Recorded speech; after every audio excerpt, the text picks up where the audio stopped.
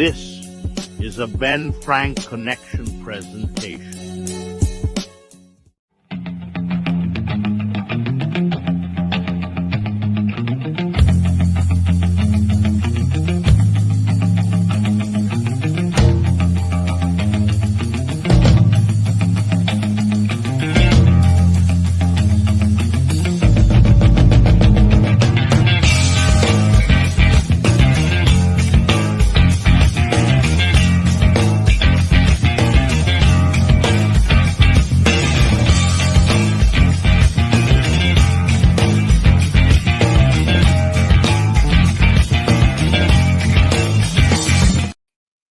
Hello. What's going on?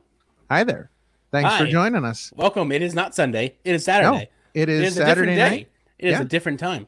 Saturday night here in the Opinion City. And we got a very special episode, Huge episode today. Months I'm in your the host. making. Oh, yes. We've been trying this for some time now, but listen, we're here now. That's here. What's important. It's happening. Yeah. I'm your host, King Ralph, alongside my co-host, Parmesan, as always. Boom. Sean, how we doing? Doing great. I'm super excited that we're finally getting able to do this episode. I'm super pumped. We've been at a multitude of their shows the past year. So I'm super excited to finally get this going. Yeah, absolutely. So before we do that, though, we're just a few things here. If you like the show, if you want to support us, there are 3 quick and easy ways you can do that. Number 1, hit that like button. Let us know Thumbs that up. you enjoy what we're doing. Number 2, smash that subscribe button. Smash it. Just Hulk, absolutely smash it. You know, just destroy that subscribe button so that you don't miss a single thing we do. And of course, hit that share button to tell everybody Tell everyone that you love the Opinion City podcast. You love us. Absolutely. If you want to support us even more, we have merch. We got tons of merch. We have a lovely looking Opinion City WrestleMania shirt. Themed tee, yes. But that's not all we have. We've got tons of merchandise. So much. And those much. Descriptions will be down. Those links will be down in the description. You can also support us online by following at Opinion City Pod. That'll get you everything we do here. You can follow at Ben Frank Connect to find out everything that we're doing with Opinion City, Wrestling with Life, ABJ's podcast, Not Cool in High School, Tornado Tag, all of the 5 questions with ABJ, all that stuff, which, by the way, we now both have 5 questions with ABJ episodes out, so go check those out. And then last but not least, the most important of them all, please follow and support our guests. That's what we're here for. So important. So important. We just we love introducing people to you, and so please go out, support them, do everything you can to follow and support them. You will see the links running on the bottom of the screen during the episode, so please support. Let's go. All right, ladies and gentlemen, with that said, it is time to bring in our guest for today.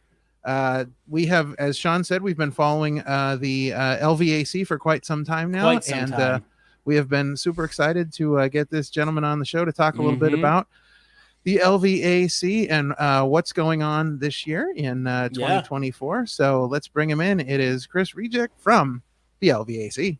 Oh, yeah. Hey. What's happening? How are you? I'm doing well. Super stoked that we can finally have you and talk to you and get inside your mind a little bit and talk LVAC stuff, because we've been to a few of them now. We were actually at Steel Stack SmackDown too, which, by the way, phenomenal show. Thank you. So good. But why don't we wind the clocks back and kind of tell us how all of this kind of got started, especially going from being an apparel company to going into wrestling. Sure.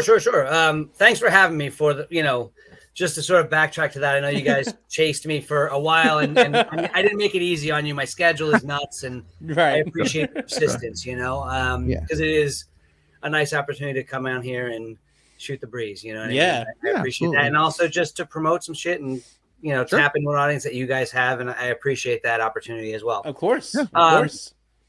So the wrestling company started way before the wrestling company, which was just printing t-shirts. Right. And so I had probably about 15 years ago, I quit my real job and started screen printing. And I had worked at a print shop or two before that. And I sort of printed in my parents' basement and sort of learned that stuff. And that was just I didn't play an instrument, but I had friends that were in bands. And so the way that I would be involved with the DIY scene was booking shows, putting out records and learning how to screen print. So cool. That's the sort of origins of the screen printing quick and dirty. But it's you know, I know that you guys have a history with Chikara, and so it will make sense. And I'm sure a lot of your audience does. And I know you've had Kodama, I know Barian and different people that have kind of come through those ranks as well. So there was a point, really kind of like the peak of Chikara, that we were printing for a lot of their wrestlers. You know, Ultra Mantis Black is also from like the same sort of Lehigh Valley punk scene, and so I had known him for a while, so I was printing for him, and that led to printing for Dasher Hatfield, led to printing for Devastation Corporation, Batiri, all those guys. And so there came a point, and as the company grew, as LVAC, the printing company grew, we went from a shed. Well, I went from a shed in my parents' backyard, and then we became a in a 2,000 square foot garage in East Allentown. And we just moved again, but between that, we were also in Fountain Hill for 6 years. And there was supposed to be a little bit of a gap between when we had vacated the shop in East Allentown to where we were up and running at Fountain Hill. And so I was still going to hold the lease for an extra couple of weeks, but the shop would be the old shop at that point would be empty. And I'd had a couple bands play in there. Ultra Mantis' band played in there. My friends in The World Is a Beautiful Place and I Am No Longer Afraid to Die had like a tour date fall through last minute. So they played there. Like we had a couple of shows there. And that's sort of like the world that I came from, was just like, I have this space. Why not do something else different with it? And so when there was going to be a 2-week window, I had pitched the idea to Avery Good and Ultra Mantis, and I was like, hey, what if we did like, you know, I mean, I've had bands play here, so I could have some bands and maybe get you guys, because at this point, you know, by that point, I'd probably been printing for Ultra Mantis for a decade almost, I bet. Wow. Because we were in East Allentown for, I want to say, just about 6 years. And so I was probably printing for him for a couple years before then. And I was definitely printing for Avery Good when I was still in the shed in my parents' house. So those guys, I had a relationship with them, and I thought, well, why not do something fun? But that move was like bananas. It was, you know, which I've come to learn is just how moving the shop goes now. Sure.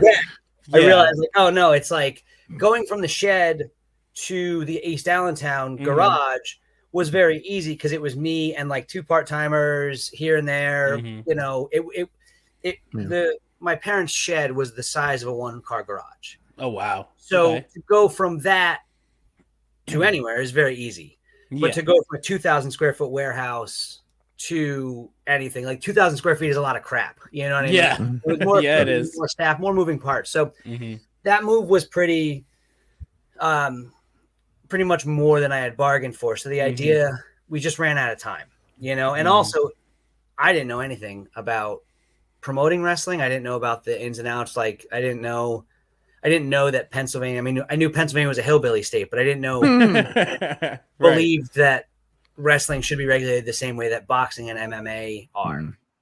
So, you know, I didn't own a wrestling ring. I didn't have a license. I didn't know so, you know, there was a lot more logistics at stake there or at work there than I realized. So, all that to say anyway, you know, that just never happened. That idea didn't happen because it was too much. So kind of resumed business as usual, picked up running in Fountain Hill. And once in a while, Ultra Mantis and I would just sort of, apropos of nothing, be like, oh yeah, what about that idea?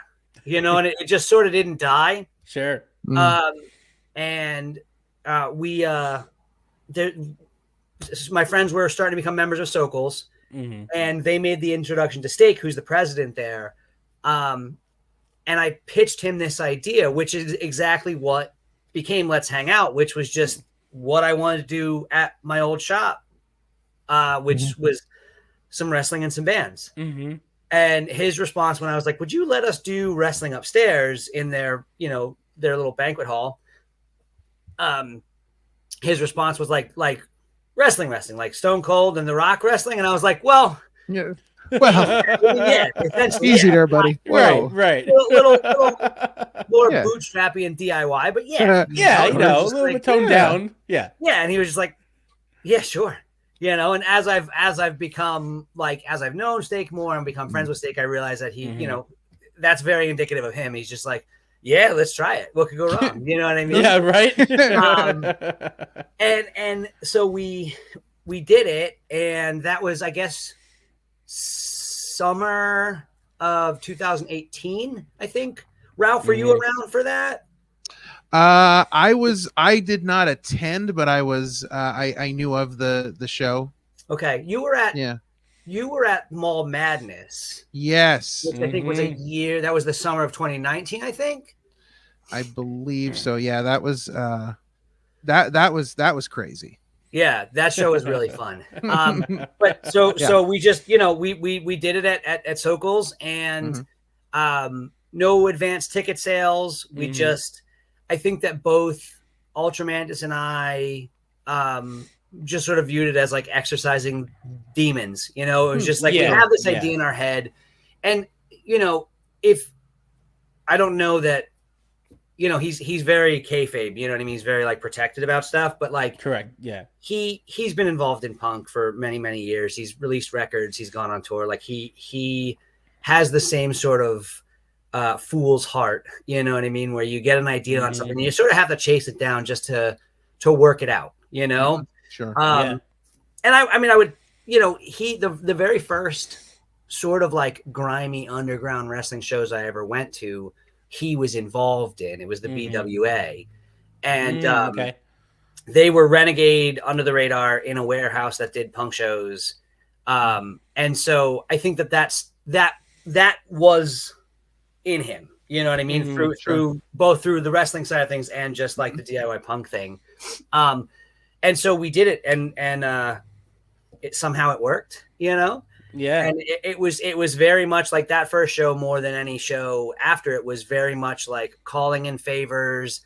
It was people that I printed shirts for. It was people that he'd been up and down the roads with. So really, when inevitably this thing shits the bed, we're not going to get, held up at gunpoint by somebody like Sidney Bacabella. Right. We're not going to get walked to the pay window under threats of physical violence. But maybe an hour before doors, there was a line down the street. And then by the time we opened the doors, it was down the street and around the block, and it was capacity sellout. Really just like 2 hour, I don't know. It just felt like a very organic word of mouth, like our own audience, because I think for especially those earlier shows, like we were hitting people that weren't necessarily wrestling fans. Like we were hitting the audience that we had sort of built up in the community that we came from, which was the punk scene. Yeah. And so for them, it was almost like, what is this? You know, because I wouldn't, the initial, the way that I promoted that first show was very mysterious and very like anything but straightforward. I just kept calling it Let's Hang Out. And the first like wrestler that I announced was Ultramantis. Nice. But Ultramantis is also a band. So is it, it gave it sort of like a mystique to it, I think, that came, and they left wrestling fans, I think, in far more than didn't come back, which was very cool. And I think also gave us a different audience. And I think that has, even though we're definitely getting more wrestling fans, or we've converted these just like weirdo curiosities to wrestling fans now.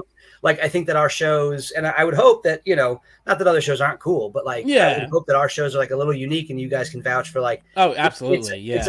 It's a thing that, it's a different vibe. And we've said it on the show multiple times, but LVAC feels very much like Chikara-esque. And it's like, it feels very much like family fun. Like you're here as much as we're here. You feel like a part of something. Yeah. Like you're an LVAC part of the action. Show. Yeah. The first, like, I grew up on WWF, so I think it was my 8th birthday. My uncle got me tickets for Ag Hall. I went to Stabler in the doldrums of the 92, 93, like Atom Bomb, Doink the Clown type of, downtime in the business.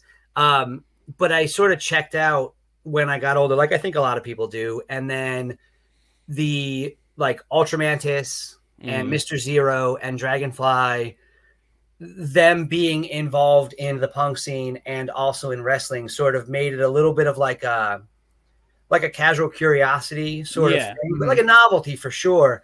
But the first time I went to an independent, more traditional independent wrestling show was Chikara. It was at the Hellertown American Legion. Yeah. Oh, what a great place. For sure. And I think that like Chikara deserves a lot of credit for not being the only company that did this, but really at a time, I think that they were a driving force behind a time where independent wrestling brought people in on the gag a little bit more, where it's like, you know, the 80s and the 90s and the more carny mentality of like the rubes in the audience. Yeah. Where, you know, the joke's on them. And I think that seeing Chikara made me realize like we can all be in on this. Like we know that this is a show. And I think that for sure, like both our mutual connections, Ultramantis and myself.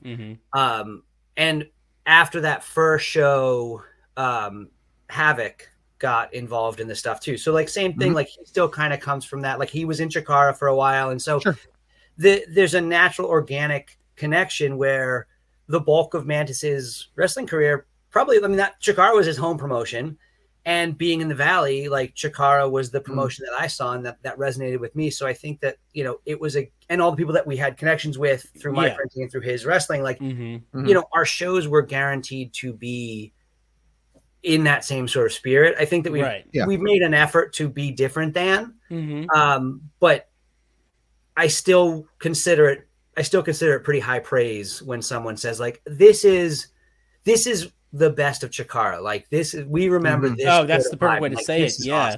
Awesome. Yeah. There's a coolness factor to what you do. And definitely. You know, whether it's intentional or not, but it's interesting because, you know, going around to different indies, you know, you recognize people that go to LVAC shows. Like I go to other shows all the time and I see people that I know that I've, you know, seen at LVAC shows. And also I think the way, and again, I don't know if this is intentional or not, but in who you book. Because when I look at like the people that run, that work LVAC, so when I see them on other independent shows, they're always like the coolest people in the room, whether it's unintentional or not. Absolutely. So like it's almost like, you know, you're running with the coolest people, but you're also running with good people. You're running with people that appreciate the industry, appreciate the independent scene, appreciate how that's different. And again, this is something that Chikara did that, you know, ingratiated them with the fans that I think you're doing as well, that, you know, they understand that it's all one big family. They understand that, you know, it's all one big thing together. And that's a lot different than a lot of other indie companies out there right now. They don't make that connection. And I think that's where LVAC is different. Well, I mean, for real. I think modern indie wrestling is a little bit better, but I think that's a lot of that is that self-awareness where it's just like, hey, we're all winking. We're all in on this. You know what I mean? Right. I think indie wrestling definitely broadly has that more than it used to, but I think some companies lean into it more. And that's not I mean, the complete suspension of disbelief has a lot of value. I think that companies that can really like sell it that way are awesome. You know what I mean? There's not just one style that has merit. But. And you mentioned that we're all in this we're all in this together. So when did you start like doing these collaborations? Like I know coming up you have two big shows, one with Labor of Love, one with Smashmaster. When did you start thinking about doing like these collabs? Honestly, I'm trying to think. Like I think these might be the first ones that we've done. Everything that's happened to us has, I think, happened to us. You know, I think we've done a good job of making something out of what's happening. Oh, for sure. But I think it's just a matter of like being in the right place and probably a bit of like being decent, you know, people who are like fun to work with, so people want to work with us. But you know, the collab thing was the guy who runs 570 Experience, he has a connection to Country Club Brewing on Southside. And so he's connected to Smashmaster. He's connected to Country Club. And some conversation happened before I was involved in the conversation with him and those players. He was at the show that we did with Touchstone Theater, which, you know, last year we did collaborative things with different places. You know, I had talked about, like, we did Mall Madness at the Peaburg Mall, but that's a little different because it was still all our own show, you know. And we've done Real Rumble at Mahoning, but again, same sort of thing. Like, we run the show. It's a different venue. But last year, you know, we were invited to do the Iron Pigs. And that was a little bit more of like a guest in their house sort of thing. And Touchstone Theater had asked us to take part in their festival Unbound. And so that was sort of, you know, in a way, we're sort of like the house band being hired for the night, which is cool, but we're also part of the larger thing. It's not our own event. So we're working with people, and with them, they were doing like the whole, I think it was the Head Eye, the musical was their thing. And it was like, aliens. Yeah. And so they they were like, oh, can we work something like that in? So there was a little bit of like, you know, collaborative ideas of different spots, or like different segments, if you will. But so the guy from 570 was at that show. I don't know if he was at any shows that we did before that. I don't know when we got on his radar for the first time, but I met him at that show. And so fast forward to, you know, this year, Country Club, Smashmaster, and J.S. Michaels are talking. And my understanding is he was like, well, if we're running in Bethlehem, we got to talk to LVAC because like, they run shit here. You know what I mean?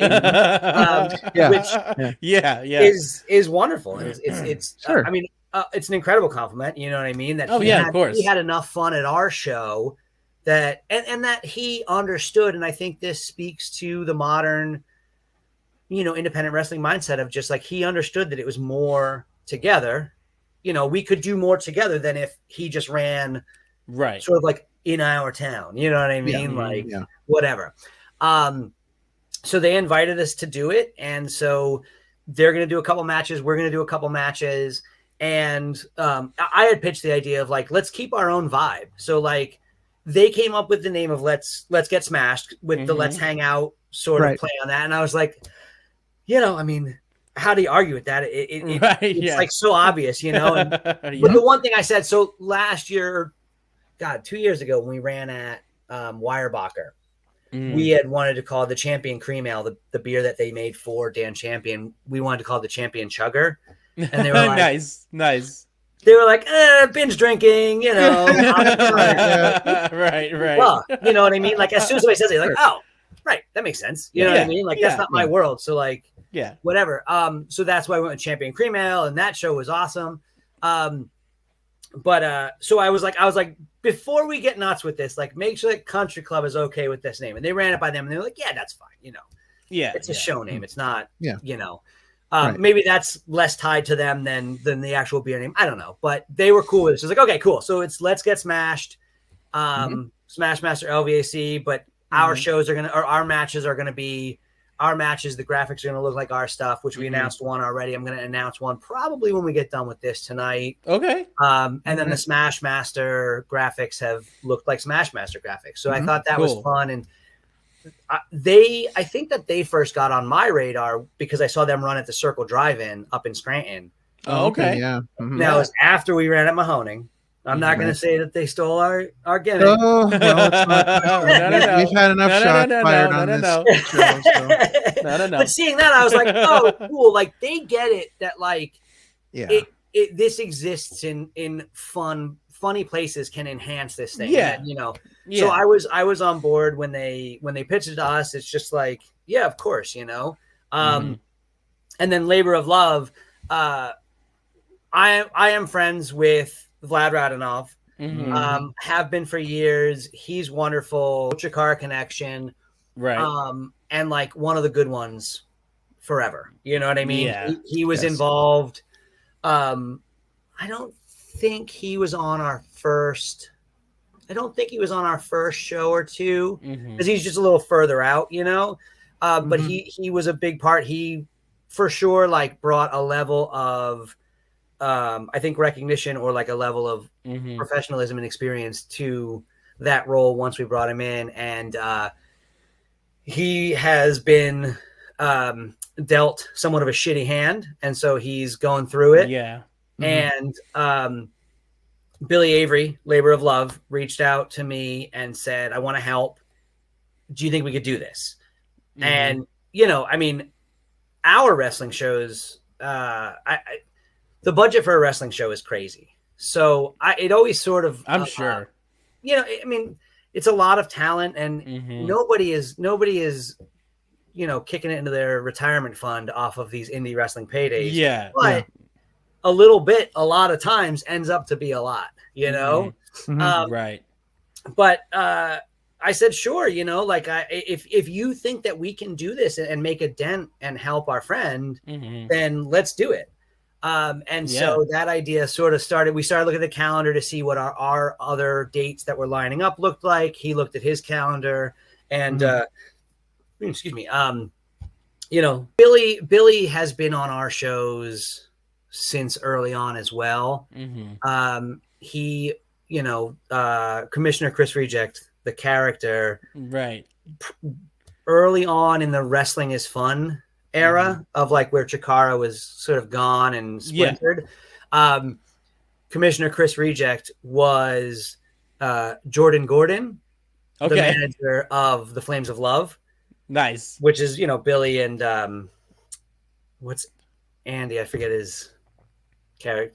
Leslie Butterscotch. Nice. And so you know, it was just like they were in the mix, and I think he was in on our second show, if not the first one, he was in the Scramble. Okay. And the audience went nuts, and so he became like the Billy Avery Commissioner Chris Regec storyline became like one of the through lines for insofar as we have, you know, in-depth storylines. That was probably one of the more in-depth storylines, you know.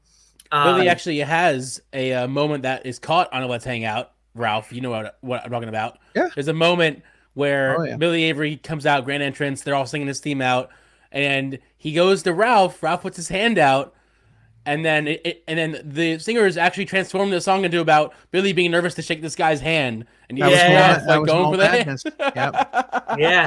It's a great moment. It's a great moment.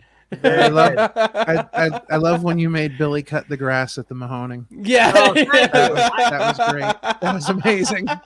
I was like so pleased with that idea when I had that idea. I was like, "This is gonna," and like it felt like high comedy to me in my head, which is also like probably a defining characteristic for most of the stuff I do is that it'll make me laugh. So let's right. Of course.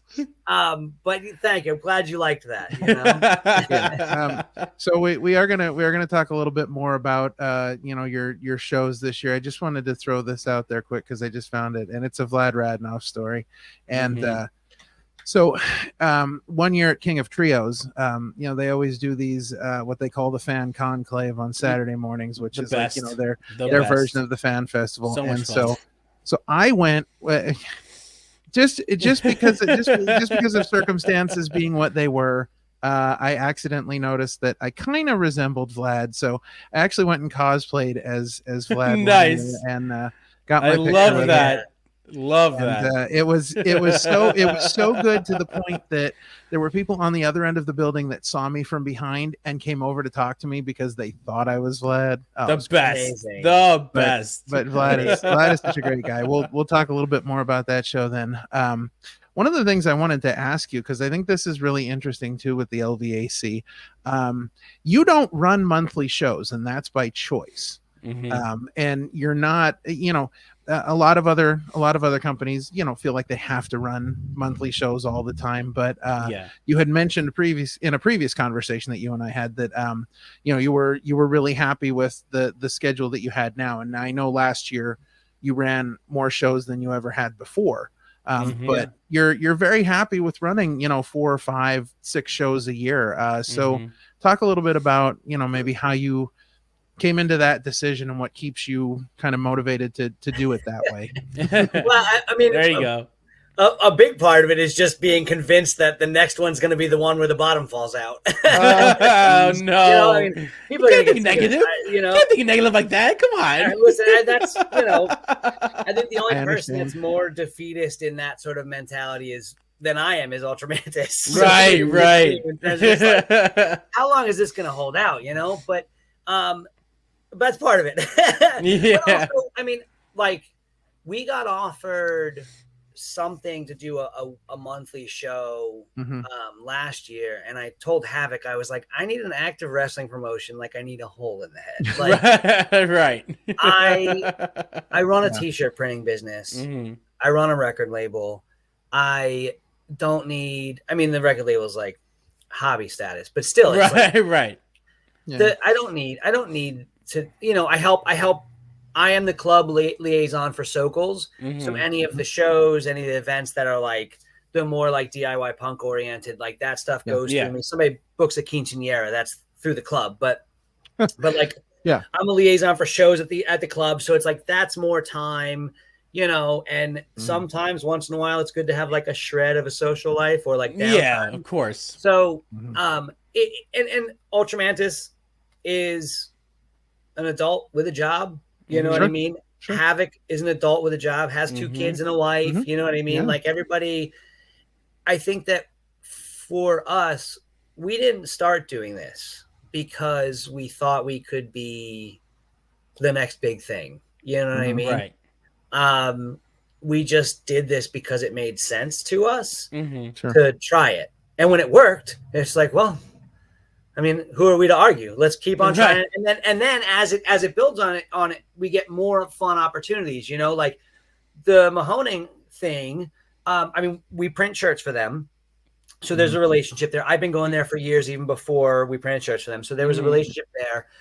Bryce Remsburg had reached out to them to be like, hey, and I think this was still when Chikara was going on. So he was like, pre-AEW stuff. And he was like, this would be perfect.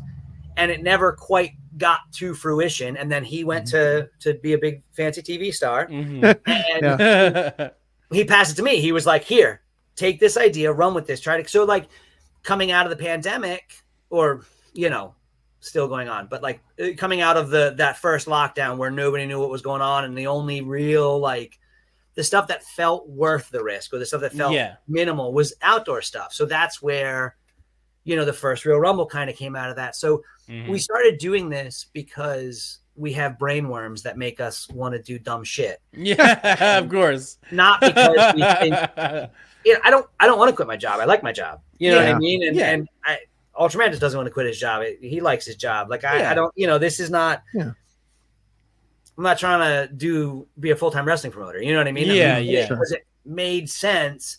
And so it's only natural to keep doing it on a scale that makes sense. But, you know, we kept getting these cool opportunities, and that, you know, Weyerbacher was a huge opportunity. Like that show. I mean, when it came time, the Peaburg Mall, the abandoned Foot Locker, like that Orange Cassidy and Dan Champion worked at when they were in high school. Like what a cool opportunity that is. Like, how do you not do that? You know what I mean? Right. And so, you know, the Weyerbacher thing by that point was by a long shot the biggest capacity venue we'd run.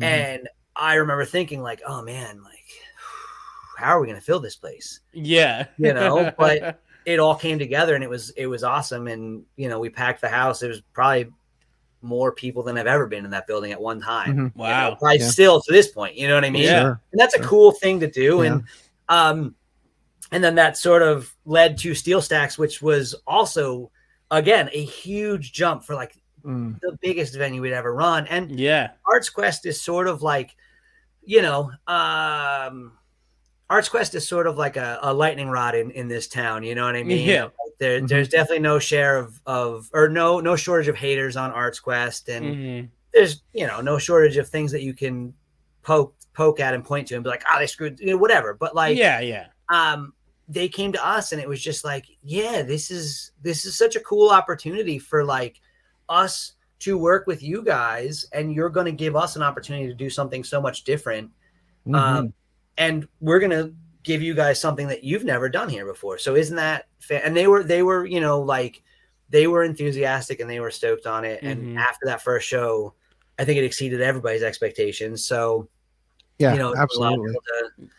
Go back the next year, you know what I mean? And so yeah, I mean, last year I think we ran 6 shows in 5 or 6 months. Cause that's the other thing is like, I'm not trying to deal with wintertime, you know what I mean? Like, wrestling or like people traveling. I mean, we do the holiday show every year. And I think it was last year, the year before at the holiday, the Buffalo boys couldn't get there because Buffalo got nailed with a huge blizzard. And it's just like, I don't, you know, maybe that was the year that there was like there's supposed to be a crazy freeze here. Yeah. That never really materialized. So it was a sellout. It was a sellout at the box office, but the number of people that made it through the door was not everybody that had a ticket. Yeah. You know? Which also created, I think, like a really cool atmosphere for that show because you could move around more than normal at Sokol, but it didn't feel depressing. It felt like everybody that got there had like fought to get there, and they had survived an odyssey. You know what I mean? And so they were wild. Like it was a smaller crowd because of the weather, but all that to say, like January, February, we're not running shows in January, February. You know, it usually is like tail end of April, beginning of May is when we start to look at the calendar and come out of our hibernation. You know what I mean?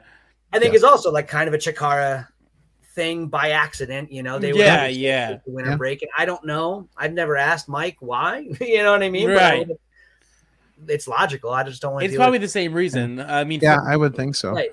We've heard from a few wrestlers that wrestling in either weather is terrible, but wrestling in the cold sucks.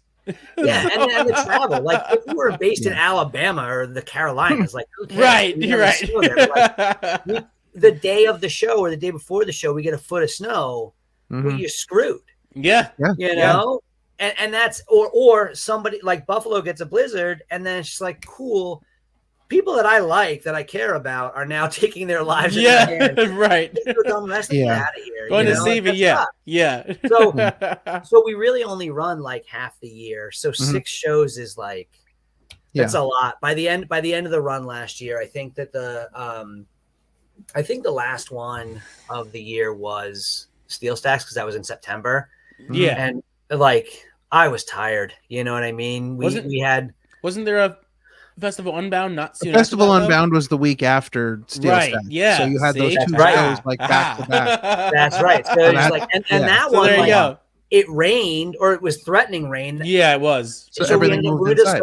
That was so stressful. But I mean that worked out incredible. Like and that show. Good show too. What a great show. It was a really fun show. Thank you. Yeah. I don't think we went into it not knowing what to expect because it was supposed to be outside at Touchstone. Yeah. And we were like, cool. I mean, the neighborhood folks, like the townies are going to love this. This is going to be weird. You know what I mean? Yeah. But so many more of like our people came out, like the LVAC strong, just like the audience that night. We did a capacity crowd at Sokol's again. Yeah. It was moved that afternoon. It was a packed house. Yeah. And I love wrestling shows where like there's no barricade, so you're literally like in on the action. Like I love that sort of feel that you literally are a part of the action because there's no barricade blocking you. The pre-show locker room meeting includes like a lot of watch where you're stepping, right?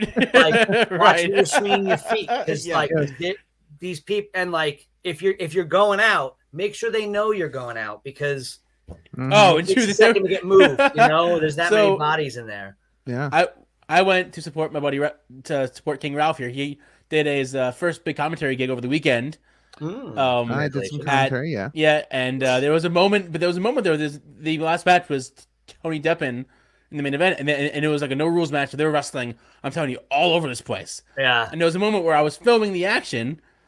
And I wasn't warned. They started coming towards me, and I turned right away. And they kept turning towards me. Like, no, get out! No, don't face me. Go the other way. I like that. Ralph probably put up to that, you know. So yeah, it can be a little scary, like if you're in the action and you don't know where to go because you're like, I think that works, especially in an era where we all sort of know the fix is in. Yeah, that sort of like, you know.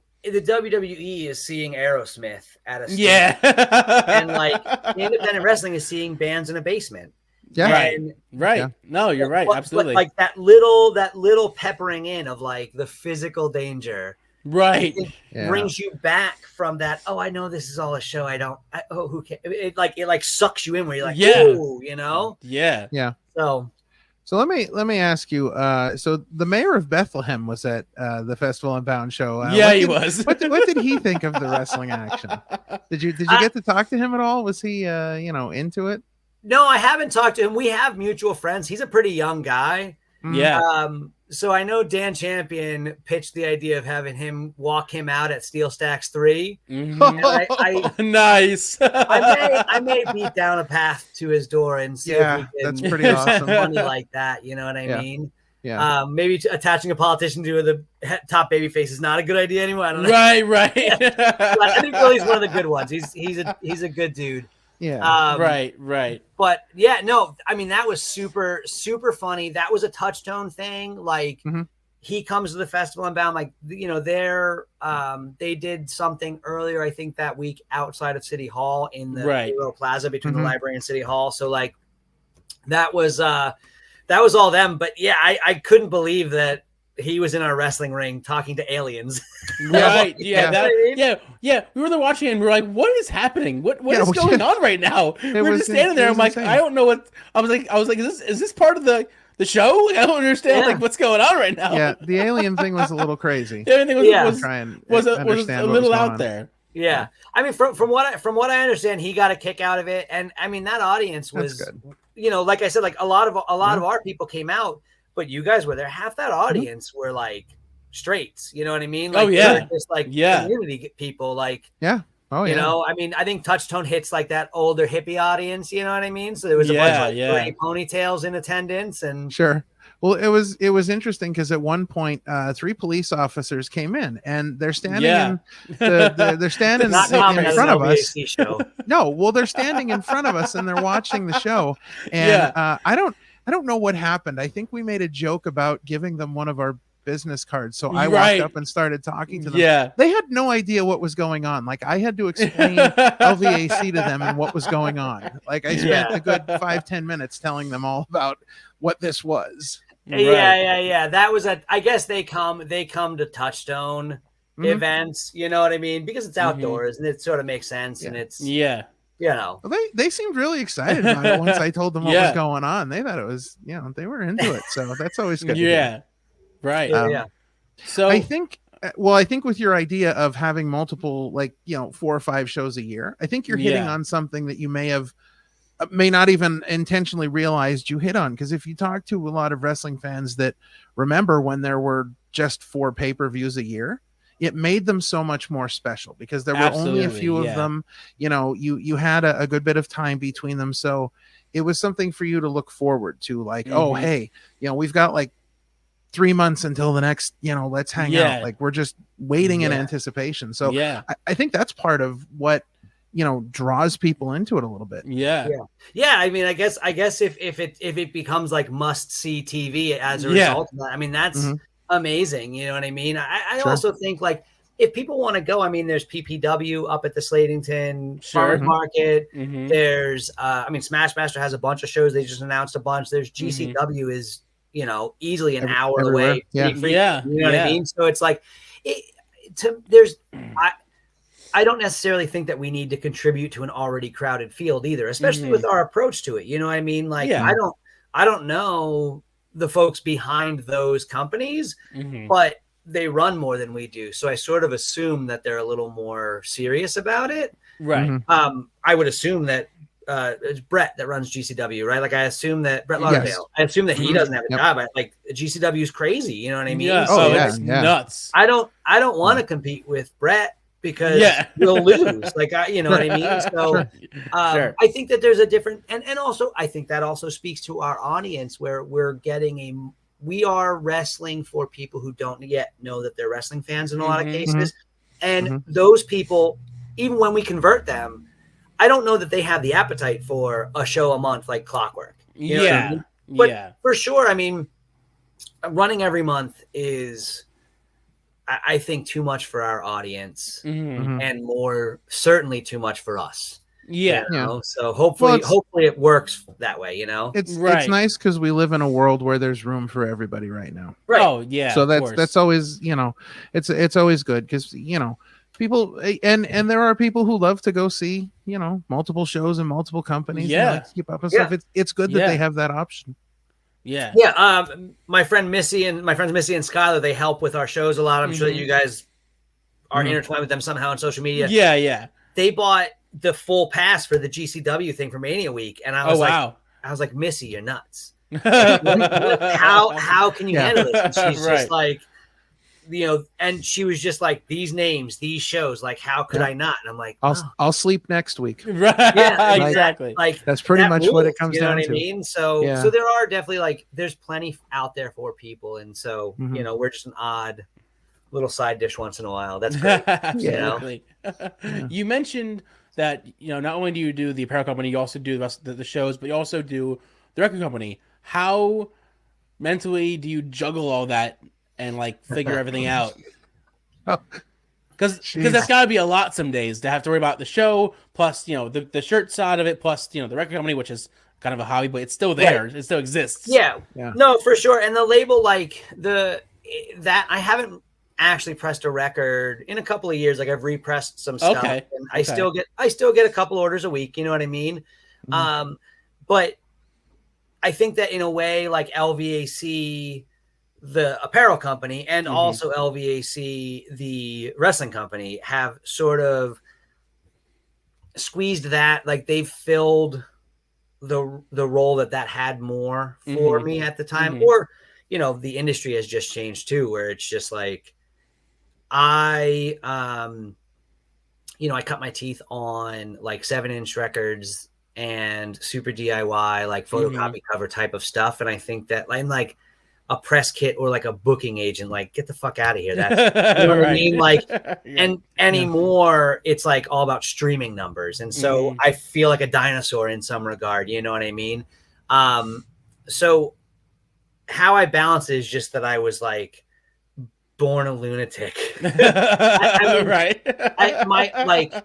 My dad is like, I am the way I am because of my dad. He's just like compulsively working. Like all my whole life, he worked a full-time job and he also had odd jobs on the side.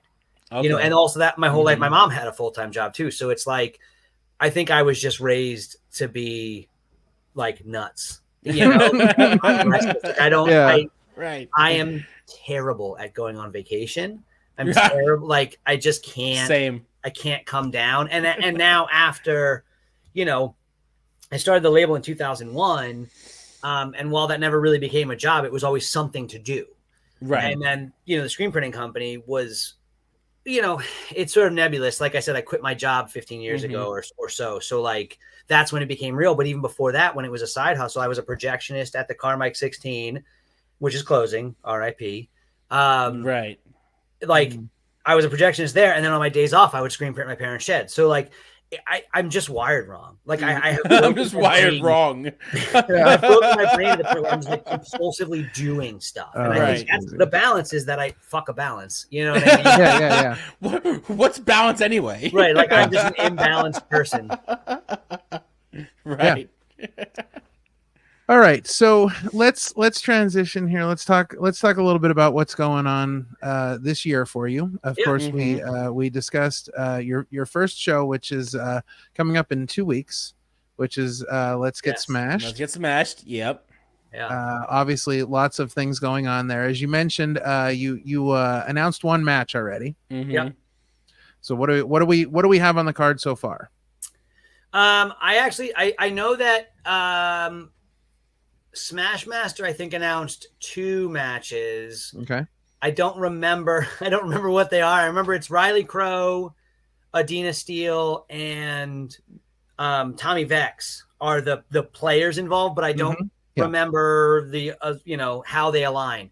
Our side so far, what I announced was the 8-person tag with 3 of the Lost Boys and Rex Lawless against what was the other side? See, this is like, You put me on this. Oh, hey, Fury and Razorhawk and Ultimate. So, I mean, that match is going to be awesome. Yeah, I think that's going to be great. I am a bit curious how Ultimo and Razorhawk are going to work together after they just fought each other Dotwango in that trios match. Be interesting to see the Labor of Love shows. Hopefully they'll get it together. But then you also mentioned the other match, which was Riley Crow versus Tommy Vex.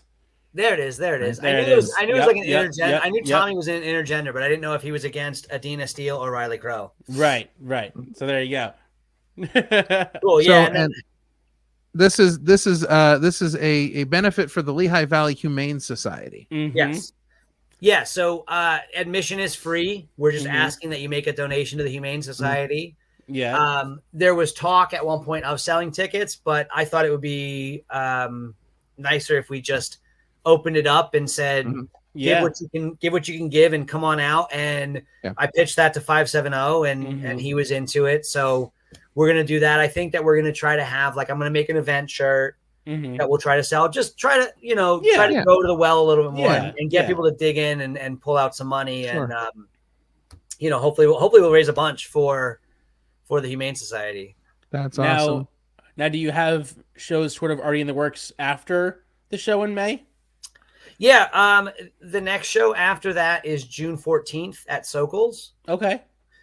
We haven't announced that. I'll probably announce it at, the big scoop here. Yeah. Hey. If you have a hand applause noise, you can edit that in. Or something. So June 14th, we're going to go to Sokol's. Awesome. We'll probably announce that on the 11th. Officially, probably put tickets up for sale on the 14th. Cool. And then that's the only we have. July 21st, we were supposed to do Real Rumble 5 up in Mahoning. I don't know if you guys have kept up with that. Yes, I know. Situation. The owner passed away unexpectedly. Yeah, unfortunately. Yeah. His memorial today was this afternoon. I went up and I said hey to everybody, and it was very nice. Nice. Yeah. It told the story of a guy who got to live his dream. You know what I mean? Like that drive-in was such a cool place and became, and I often talk about like, you guys listen to the Mahoning episode, the podcast that I was on with theirs. And so, one of the things that I always kind of come back to is like that our lives are defined by the impact that we have on the people around us. Sure. And, the positive impact that we can have on our community. And like, that place is huge. And so what a hell of a legacy, for Jeff to leave behind. Yeah. I hope that, I hope that he knew, I'm sure he did know what he had helped to build up there. And it's it's sort of nice. The memorial was very nice to just see that and just be like, yeah, all right. You can do this. Like you can live the dream that you want to do, and you can realize that dream and leave something behind in a way that like should have a lasting effect. But absolutely, as a result of that, I don't know. I don't have a lot of insider info because I don't need it. You know what I mean? Right. I know that I talked to them about the different events and about shirts and stuff like that. And I know that they're working through the logistics of how to carry on without their sort of leader in Jeff. Sure. Okay. So all that to say, I don't know. I would think that by the end of July, everything will be smoothed out, but I don't know how much. Their opening weekend was this weekend coming up. Sure. Yeah. Yeah. So timing wise, I don't know what sort of ripples that's going to cause. Sure. They've already, this weekend is going to be rescheduled, and that's 3 days. You know what I mean? Maybe 4. So. Right. We'll see. But, we are going to have a 5th Real Rumble. They love it. It's like the crew there. It's one of their favorite events every year. They tell me that every year. We had Virgil on our Wrestling with Life show. And that was one of the things he mentioned. He's like, this has become like the staff's absolute favorite show of the year. Yeah. It's nice. It's nice when they say that to me, but it's even nicer when they say it to other people. Right. They keep blowing smoke up my ass, but it's nice. I believe them. Right. But I believe them more, Ralph has gone a few times. I've been to every one, even the one that was rained out last year. I told him, I was like, I need to go to at least one. Out, yeah. I need to. Yeah, you got to come down this year. I need to experience the Rumble. I've heard nothing but good things about it. It's an amazing show. Time. I've heard nothing but good things. Ralph has talked me up so much about this, so I have to go now. We got real lucky 3 years in a row. Like I think all 3 years it threatened rain. Oh yeah, it never happened. Yeah, so, there you go. Clouds just broke. Last year we tried something different. We did a Sunday instead of doing a Friday and a Saturday. So it was a different type of experience. We were doing it right on the heels of VHS Fest, which is one of their tentpole events. Yeah. Mm-hmm. So it was definitely an experiment on, because I think everybody's a wrestling fan. They just don't know it yet. If you are like a total deep cut horror VHS nerd collector fucking maniac, you are like, you will like wrestling. You will like what we do. Sure. You'll never convince me otherwise. Like if you like going to a weird retro drive-in, you will like our shows. Yeah. So the idea of having it right on the heels of their biggest weekend of the year, or one of a few of the biggest weekends of the year, was like really. I took it as an opportunity to convert those weirdos to being our weirdos. Right. And it sucks. I mean, the good thing was that rain held off for VHS Fest weekend, but then it was biblical that Sunday. You know? Ralph was there in that rain. I'm sure he had a ball with that. Yeah. It was heartbreaking because like it was exciting to be able to just do one night. Like so it was like a day off compared to doing two right. You know? And doing it really felt promising. And the pre-sales were super strong. Like they said that the pre-sales were way better than a normal Sunday show, like any of the Sunday shows. So like it was really, really encouraging. So we're going to do it a Sunday again this year. Cool. And I'm really excited. Like same format. The nice thing about doing the Sundays too is that they've started the retro markets on Sundays as well. So in the afternoon, you have all these vendors that are there that you're available to go and check out, and it makes it feel like a complete day. Right. Yeah. Sure. Yeah. This weekend was supposed to be Wizard of Oz and Willy Wonka is their annual opener Friday and Saturday. Yeah. And then Sunday was the halfway to Halloween market. And they were showing Todd Browning's Freaks. I don't know if you've ever seen that movie. It's super weird. I've not, but it's cool. When they rescheduled I looked into it when I saw it. Yeah. They opened the gates a couple hours early. I had a table for it. I was going to set up, but nice. And I think that adds. They get what they are. You know what I mean? Like, and they lean into it, and they make it. They know they're in the middle of nowhere. They know that nobody's doing what they're doing. I mean, and they're fully aware. Like they always joke about how their audience, like, they don't draw anybody from Lehighton. Yeah. From where they don't draw any of the townies there. Everybody's driving an hour, 2 hours. Yeah, they're driving. In York last week at a junk store, and the woman running it was wearing a shirt that I had printed that I had sold her at David Lynch weekend. That's awesome. Oh, wow. That's awesome. I love that. I think she said the drive was like almost 3 hours for her. And it's just like, the 1 year it was maybe before the second Real Rumble. I was parked next to a car that the dude was wearing an AEW shirt, and we started talking to him, and he was like, yeah, I come from Indiana.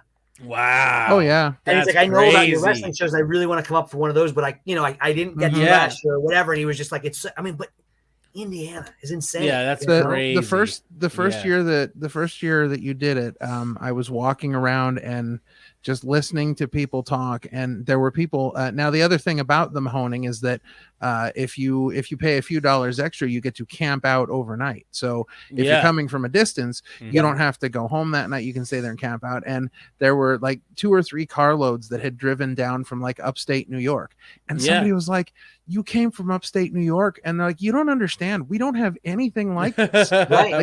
Right. And Lehighton is an odd area. I live in Lehighton, and we have 3. Thank you. Listen, I come down to the valley as much as I can. Right. But we have 3 different drive-ins, probably within like a 30-minute drive from us. So you have Becky's, which does all like first run movies, everything new coming out. More Then you have yeah, and then you have Shankweiler's, which is run by one of the guys from Mahoning, and they do a mix of current movies coming out and retro movies, and then you have the Mahoning that is just 35 millimeter retro goodness. So cool.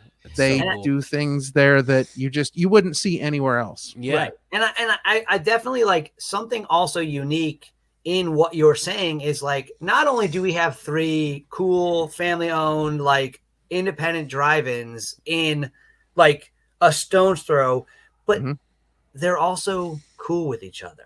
Like I've never seen Becky's go after Mahoning. I've never heard Mahoning say a single sideways word about any of that. Matt, who owns Shankweiler's, him and his partner, they like Matt discovered Mahoning. Have you guys seen the documentary?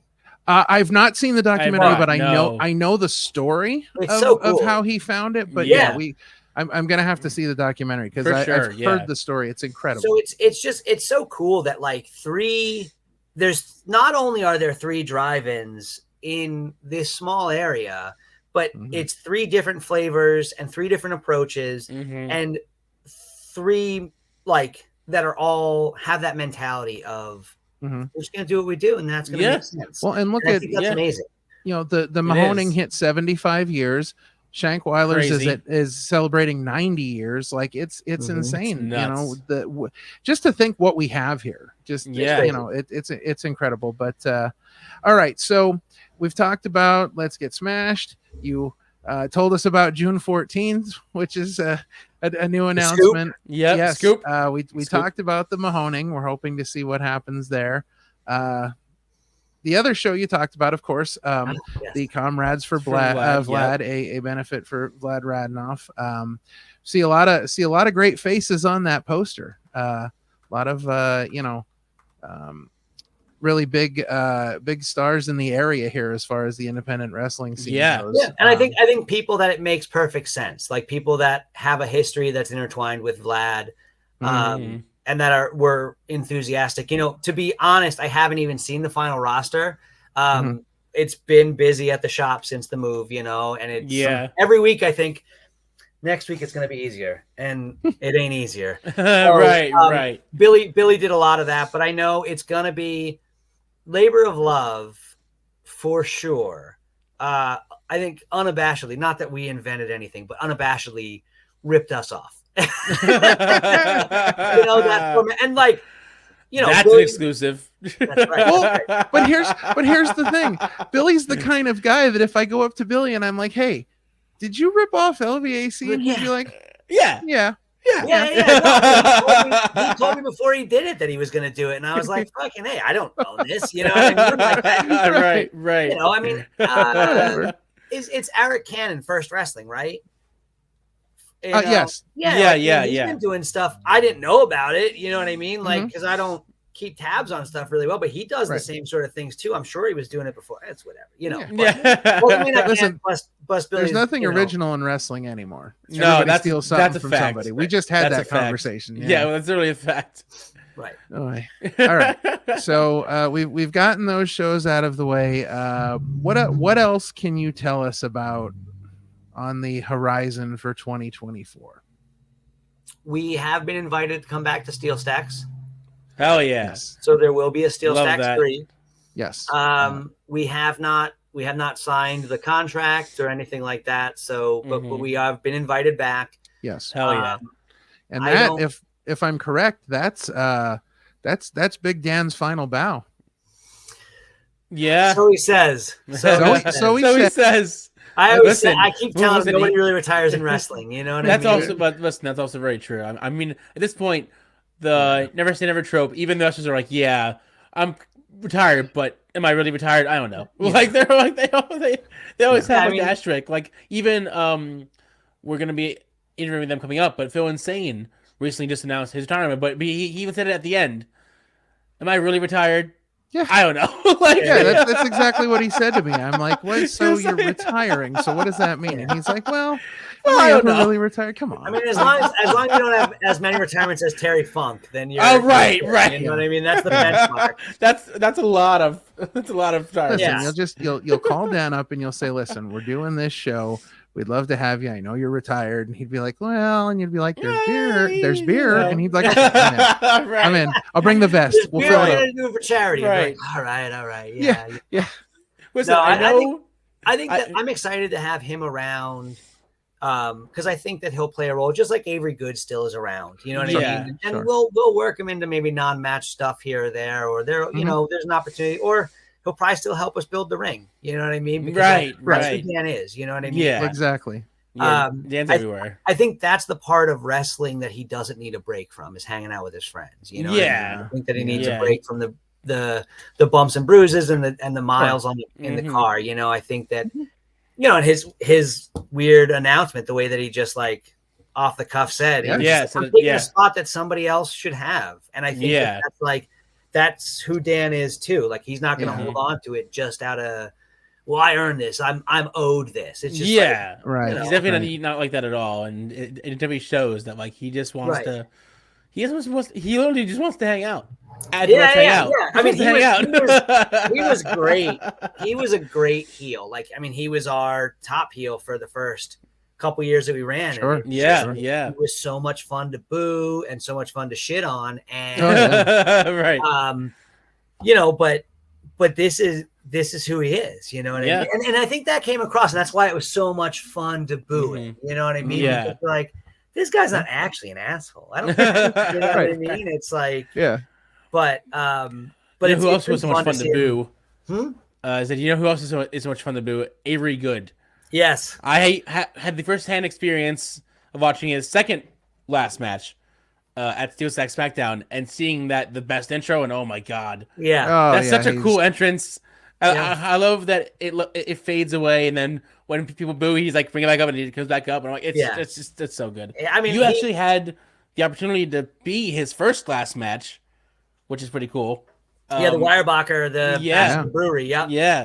And I mean, as much as I think that he might be tempted out once in a while, you know what I mean? Like, he was in the multi-tag at Steel Stacks. I think that like his wasn't a disingenuous retirement. You know what I mean? Right. You know, like, he actually is, you know, father of the year. Like, he fucking loves his kids and loves his wife and like loves his job, and like he is, you know, he had his run and he was ready to focus on that stuff. And I think that that's like, you know, he'll come back once in a while. Or like, we have him involved in stuff here and there. Yeah, or commentary for us. Cause like, again, that's just an excuse to hang out with Sean. Like, he is, he's wonderful. Like, he's one of my favorite guys. You know what I mean? So that's great. He goes way. I mean, he was picking shirts up at the shed at my parents' house. You know? There you go. There you go.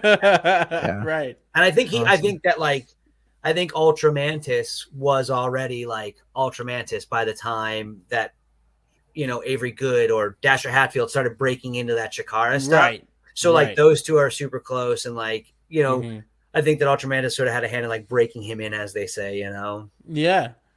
For sure. Yeah. All right. So anything else that you can talk about going on this year? Is there a return to the Iron Pigs? Well, that's not set in stone yet. We were given a date, and there was a scheduling conflict. So hopefully they announced, I guess I can talk about it a little bit. They announced it on their calendar when they released their calendar. It was supposed to be August 6th. Right. But that is being changed. Okay. I don't know to what. Hopefully it's not so late in the game that they don't have somewhere else to shuffle us to, because Gotcha. I mean, that was so much fun last year. Like, we had a great time. And I think like, like it was really, really fun. And they told us before the game that every year it's murder to get people to come out before the ball game. That's why they do the stuff like that beforehand. And that was I think the first day of Music Fest, maybe it was last year, or it was in that week of Music Fest. So I can only imagine it's that much harder. He said like last year in particular was just impossible to get people out. But I mean, Ralph, you were at least there. Were you there, Sean? Yeah, he was there. Well, like, no, I mean, Sean was not there. Yeah, you weren't there, Ralph. But like, I mean, there were tons of people, and they it were was not packed. they weren't just there; they were there. Oh like, yeah, they were in the baseball stadium. They were at the wrestling. They were engaged. Oh yeah. And I felt like we could rightfully say that we succeeded. You know, if our job was to get people there early, we did the damn thing. You know, and absolutely. People were absolutely invested in watching the wrestling. The lines were packed. Beforehand to get in. So yeah, you guys did a great job there. Yeah, so I think we earned our spot this year, and hopefully, I wouldn't even want to imagine the sort of machinations that go on with scheduling that sort of schedule. You know what I mean? And the elements that are at play with the literal, weather elements and the different talent and the budgets and sponsors and whatever. So hopefully it works out. I would love to go back there. And there's no reason to think that we won't get a chance. If this year the schedule doesn't line up, then 2025 is it. But I'll be announcing that as soon as we get something on paper. All right. Awesome. So, all right. So before we move on, can we give him the last question? Sure, why not? Let's do it. Let's give him the last question. This is the question that we ask all of our normal wrestling guests before we leave. What is your social security number and what is your bank account number? Right. That question. Yeah. Fork it up. No. What does the world of pro wrestling mean to you, and what is its significance that it's had on your life? I mean, I grew up on it, so it's remembering. My uncle took me to Ag Hall and the Bushwhackers licked my head. Nice. That's awesome. That's great. I remember watching pay-per-views on Sundays with my dad. And, I remember my mom hated it because the wrestlers always just yell all the time. Right.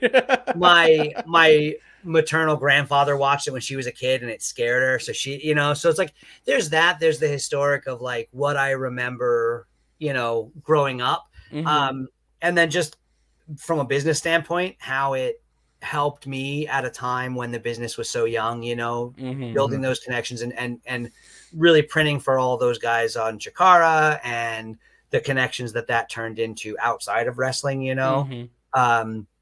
because when you're running a small business, it's all about word of mouth, you know. And Avery Good, I just printed for the school that he works at, Nice. I just printed a bunch of shirts for them, and it's just like that's so cool. I wouldn't have done that if not for wrestling, and then the sort of, maybe the final evolution, who knows, where it's getting to be involved in it on a level where I'm getting to work with people that I enjoy working with. I'm getting to put on a show that I think is fun and that I think is good. And most importantly, I'm getting to watch other people see something irreplaceable or something unique in this art form that I see merit in. I always joke like I don't like having fun.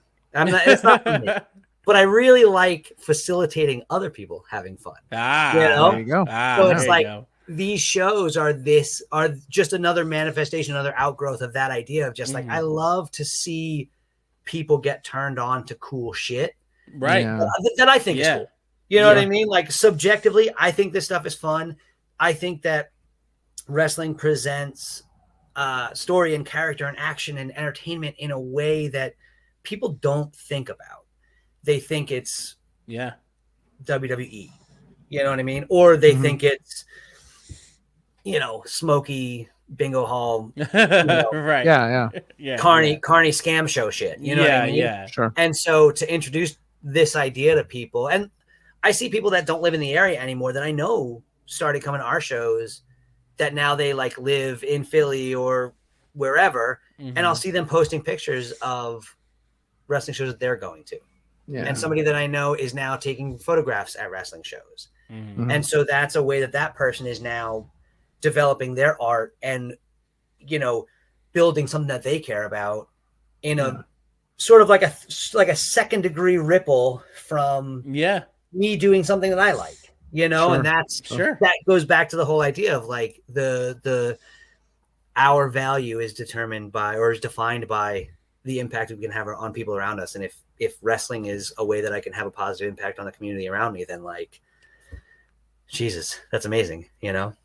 Yeah, absolutely. Hell yeah. I mean, that's, and you know, the money that we raise for charities and all that sort of stuff is also like incredibly humbling. You know, I mean, after the first steel stacks, when Mark Madden took that cheap shot at Eddie, and it just turned into a fundraiser where we raised like $3,000 more in donations for the Hispanic Center of the Lehigh Valley. It's like, that's awesome. That's so cool. That's that awesome. Like, you know, one washed up jerk off takes a cheap shot, and like it turns into this way that we can have an impact on the community around us. Which is, you know, absolutely. So, you know, I guess that's what it means to me, is being able to do something good. Yeah. That's awesome. That's great. All right.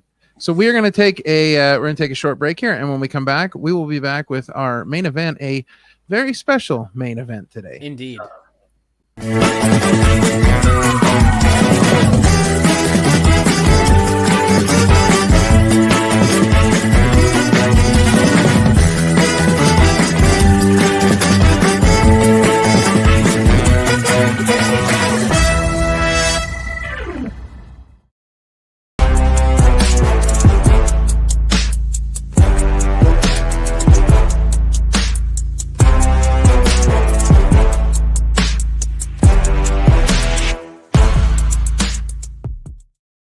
All right. We are back.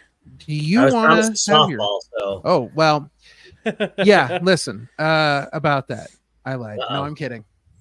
All right. So normally during our show, we offer our guests the opportunity to come up with their own top 5 list, be it about whatever, you know, whatever they'd like to discuss, anything. It doesn't always have to be wrestling related, whatever they want to do. However, we're going to do something a little different today, because this is a special episode. We're excited about being able to chat up LVAC and talk to Chris. So today what we're going to do is we're going to actually pose a top 5 for you, and it's a little bit of a combination of top 5s, where, you know, you're free to, it doesn't have to be in any specific order, but just maybe top 5 either people that have been involved in the LVAC that maybe, you know, without them we wouldn't have the LVAC, or you know, top 5 experiences you've had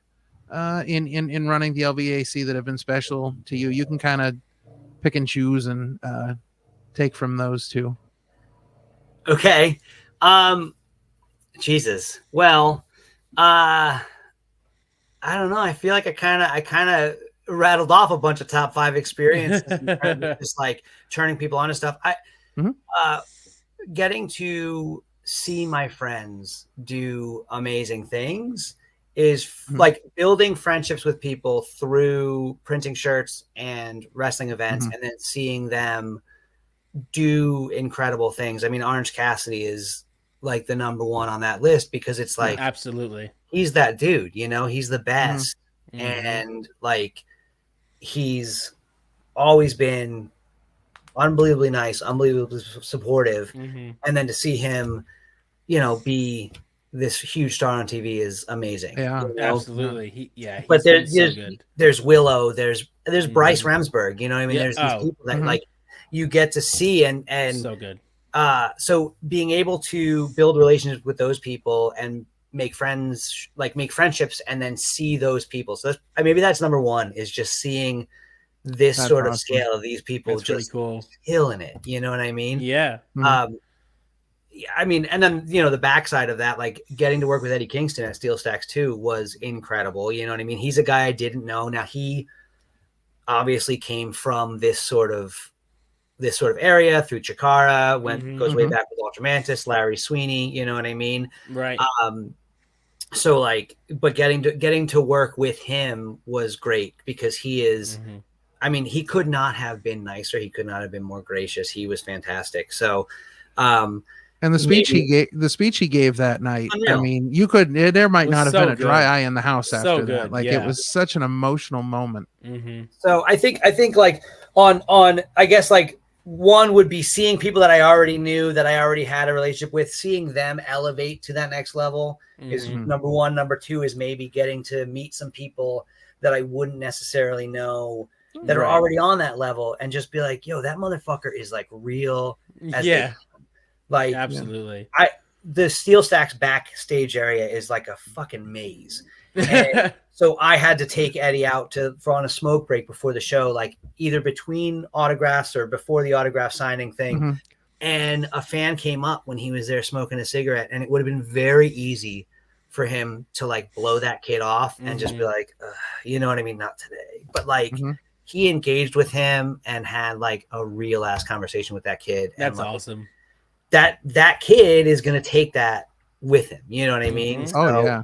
Absolutely, for sure. So I guess like the sort of two-way street of seeing people become the stars that you kind of knew they could be, and then on the flip side, it's like getting to see people that are already stars and say, you know what, they're just that dude. Like they're nice. I mean, and you know, Willow was at, I think it was the second Steel Stacks. I can't keep, my brain doesn't work. I think it was the first one. Was the first one that she just came out surprised, like she was just there hanging out. Oh yeah.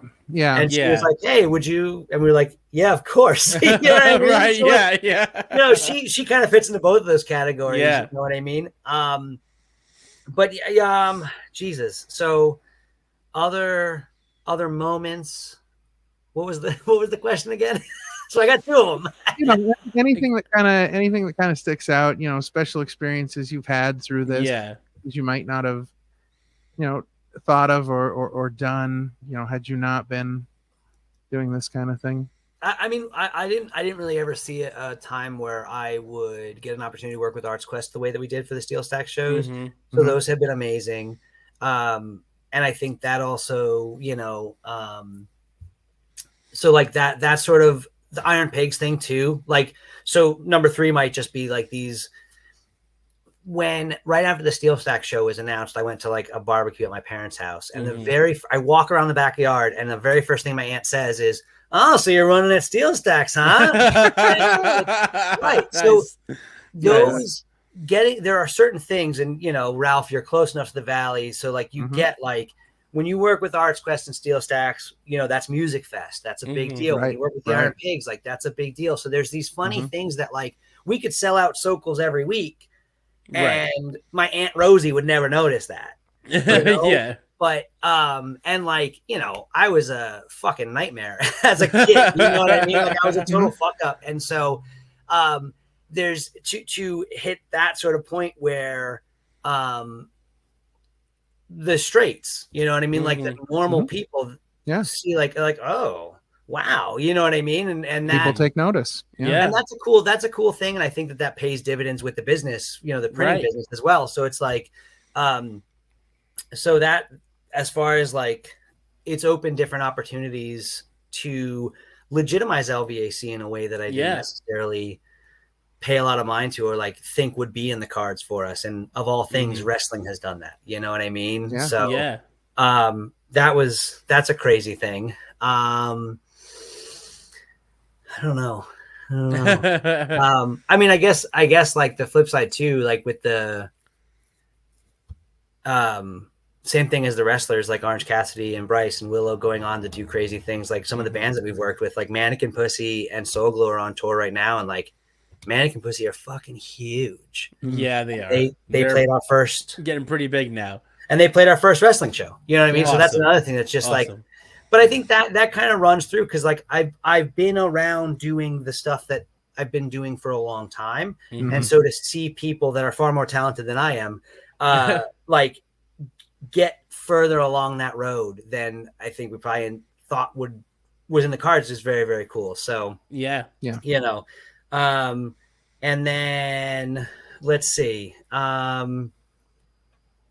don't know. I mean, Avery Good's retirement match was amazing. You know, like that moment. That was such an amazing. When the ring broke, the last move of the last match, and his kids came in. I mean, that was like unbelievable. So touchdown coming back. Yeah, which shocked. Yeah, that was so everyone. Cool. Just unreal. He's somebody that I've been printing for years too, and he's a real character. And it was real fun to like get to see him and bring him back into the fold. And like, I don't know that he ever thought that he was going to come back. But he goes way back with Avery, and so it was just like, wouldn't that be neat? Okay, let's talk. And one thing leads to another, and he's back in a wrestling ring. There you go. And then it breaks on the last move, and what a dramatic, Yeah. Oh, yeah. Crazy. Nuts. So, well, just think, now you can add being on this show to your list. There you go. There you go. Add that to the list. Yeah. There you go. Awesome. All right. So before we get out of here, let's just run this one more time for everybody. Of course, in 2 weeks, we've got Let's Get Smashed. Free engine. Doors are at 1. Okay. Bell is at 2. There you go. There aren't really. It's going to be kind of set up like a Sokol show. It's going to be standing room. I don't know what sort of perimeter there will be set up, but there may be some sort of. I think there's going to be some sort of capacity to who can get there. So I definitely wouldn't dawdle. I would try to get there, between 1 and 2 for sure. Absolutely. Right. And there'll be food and there'll be, alcohol. So come have a good time. And again, come out, give a donation, give what you can to the Lehigh Valley Humane Society. Just in important work, good people to support.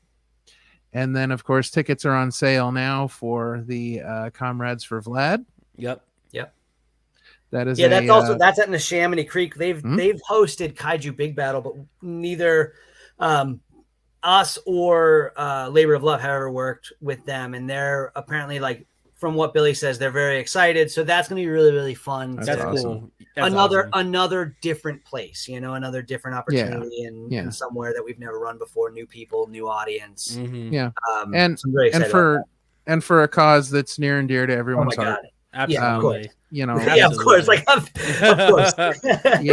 course. It's gonna be that's gonna be an amazing day. If you miss that, you are missing something special. Do not miss it. I very early on in the conversation, I told Vlad that I expected him to be on the mic on the MC duties for that. So I'm hoping that works. Hell yeah. Yes. I don't think he can say no. I think we can twist his arm. Right. It'll be nice to see him suit up and grab the mic and do his thing, and I'm sure it's going to be an emotional day too, which will be very nice. Oh, I'm sure. Yeah.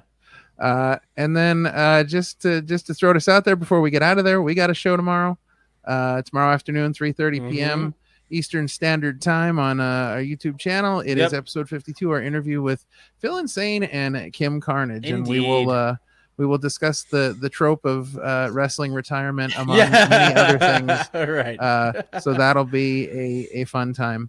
Absolutely. Chris, it's been great to have you. We've been trying to do this for a while now, it's just I knew it would happen eventually, but of course, it's good that we could get it in so we could talk about some of the things going on this year with you and your upcoming show in 2 weeks, and just thanks again. Thanks for being persistent and working with my schedule. And of course, anytime. Yeah, and you are welcome here anytime. Absolutely. Anytime you want to come on and make some exclusive announcements, or just come on and talk about the joys of printing T-shirts. There you go. Just we'll be talking to you real soon. Just hang tight. We'll be with you in just a moment here. Gonna wrap things up. Yep. Cool. All right. Thanks a lot. Yep. Thank you. Yeah.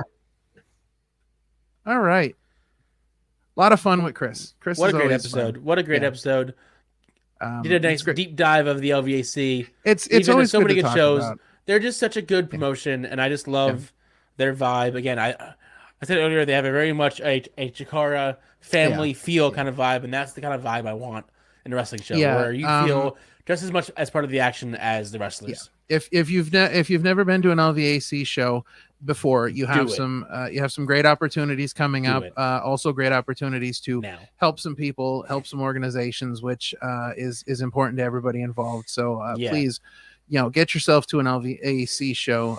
You will not regret it. So again, just remember to like, share, and subscribe us. Follow the LVAC. And we'll be talking to you again very soon. See you on tomorrow. This is Ultimo Ann here. You're listening to Opinion City Podcast. Thanks for tuning in. Happy trails to you till we meet again.